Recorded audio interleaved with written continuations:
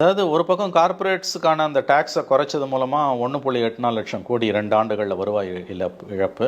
அது 21-22க்கு இது வந்து 19-20 20-21க்கு 21-22க்கு ஃபிகர்ஸ் வெளியில் வரல. அது 1 லட்சம் கோடி இருக்குன்றாங்க. அப்போ இதில் 3 லட்சம் கோடிக்கு மேலே வந்து கார்ப்பரேட்ஸுக்கான வரியை குறைத்ததில் அரசுக்கான இழப்பு. ஆனால் ஏழை மக்களை நடுத்தர மக்களை சுரண்டி வழிப்பறி பண்ணதில் 35,000 கோடி. ஸோ மோடி அரசு கடந்த 10 ஆண்டுகளில் செய்த மிகப்பெரிய சாதனை என்று நாம் இதனை சொல்லலாம். 3வது முறையாக மோடி வெற்றி பெற்று ஆட்சியில் அமர்ந்தால் திருவாளர் பொதுஜனம் கோமணத்துடன் கையில் ஒரு திருவோடி ஏந்தி தான் தெருவில் நிற்க வேண்டியிருக்கும். இதுதான் உண்மை, எழுதி வச்சுக்கோங்க. ஒரு பக்கம் பிஎம் கேர்ஸ் ஃபண்டில் கொள்ளை, ஒரு பக்கம் ஜிஎஸ்டியில் கொள்ளை ஜிஎஸ்டியில், இன்னொரு பக்கம் எலக்ட்ரல் பாண்டில் கொள்ளை, டாக்ஸ் கலெக்ஷன் ஏழை மக்களை சுரண்டி வழிப்பறி பண்ணி மிரட்டி 35,000 கோடி கொள்ளை, கார்பரேட்ஸுக்கான டாக்ஸை குறைச்சதில் 3 லட்சம் கோடி இழப்பு.